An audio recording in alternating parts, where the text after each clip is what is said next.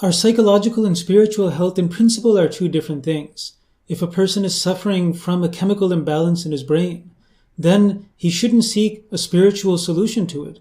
It's not that if he observes enough prayers and does enough fasting, then that medical issue in his brain is going to go away. He needs to get medicine for his psychological illness. It's the same way as if somebody is suffering from diabetes. Religion is not going to offer him a solution for it. He needs to get medicine in order to cure that physical ailment that he has. Similarly, if a person is suffering from a spiritual illness, if he fails to be obedient to Allah Almighty and observe His commandments, then he can't blame that on some psychological illness. That's his own exercise of his free will. He'd be making an excuse for his own shortcomings to try and say that it's because of a psychological illness that I'm not able to fulfill these commandments of Allah Almighty. So there's a separation between the two. But that doesn't mean that at times there can be a crossover as well. Our psychological health affects our spiritual health to an extent as well.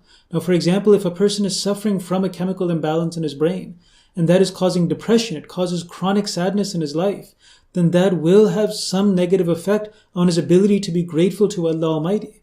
The negativity, the chronic sadness that is created from it is going to affect his capacity of gratitude and his gratitude to Allah Almighty. And of course, as we know, gratitude to Allah Almighty is a basic part of our worship. If a person fails to seek treatment for a psychological illness he is suffering from, then he could be accountable before Allah Ta'ala for the spiritual harm he suffers because of his neglect. So if a person is not able to worship properly, to be grateful to Allah Almighty because of a chemical imbalance in his mind, then of course that's not his fault. That's something that he's not accountable for.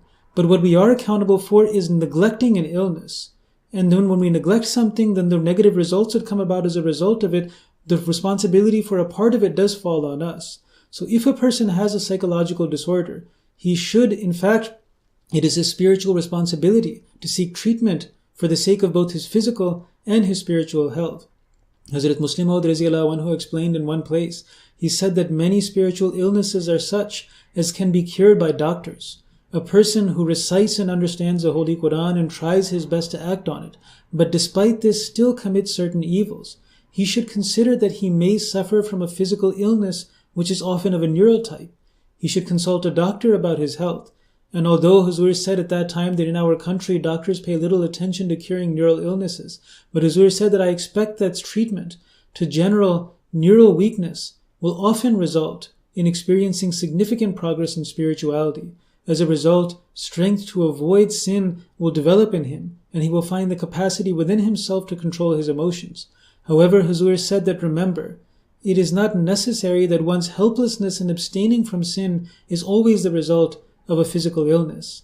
So here Huzur, Hazrat Muslim Maud Radhiyallahu Anhu explains to us this balance, that we should not blame our spiritual illnesses on a physical illness to absolve ourselves of responsibility. But at the same time, if we do suffer from a psychological illness, we should not sit on it. But it is our responsibility, in fact our spiritual responsibility, to not be neglectful, but to address it so that it doesn't become a hindrance in our spirituality.